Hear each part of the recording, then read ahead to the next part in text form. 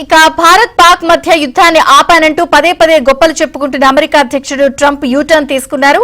భారత్ పాక్ కాల్పుల విరమణ ఒప్పందంపై అమెరికా ప్రమేయం లేదంటూ ప్రధాని మోదీ స్పష్టం చేసిన తర్వాత కూడా తానే యుద్ధాన్ని ఆపానంటూ మళ్లీ అదే పాట పాడారు ట్రంప్.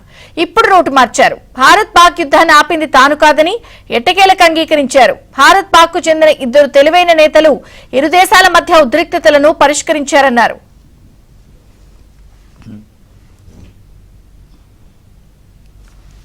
భారత్ పాకిస్తాన్ మధ్య కాల్పుల విరమణ ఒప్పందాన్ని కుదిర్చింది తానేనంటూ ఇటీవల ట్రంప్ పదే పదే చెప్పారు.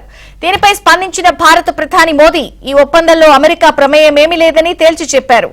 G7 సదస్సు సందర్భంగా ఇదే విషయాన్ని తాను స్వయంగా ట్రంప్ కే ఫోన్లో చెప్పానని మోదీ తెలిపారు. తమ వ్యవహారాల్లో ఇతరుల జోక్యాన్ని భారత్ ఎన్నటికీ అంగీకరించబోదని స్పష్టం చేశానన్నారు.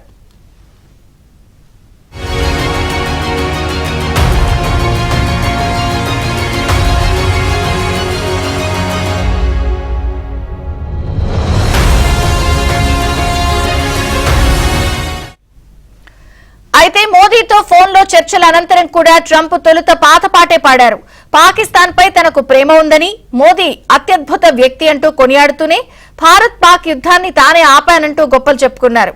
ఇంతలో ఏమైందో ఏమో కానీ ఆ వ్యాఖ్యలు చేసిన 24 గంటలు గడవక ముందే అమెరికా అధ్యక్షుడు దీనిపై వెనక్కి తగ్గారు. భారత్ పాక్ మధ్య ఉద్రిక్తతలను ఆ రెండు దేశాలే పరిష్కరించుకున్నాయి అంటూ వ్యాఖ్యానించడం ఆసక్తికరంగా మారింది.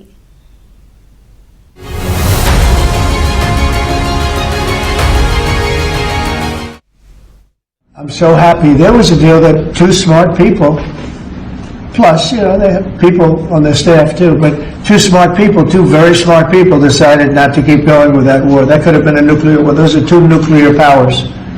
Big ones. Big nuclear powers. And they decided that. So I was honored to meet him today.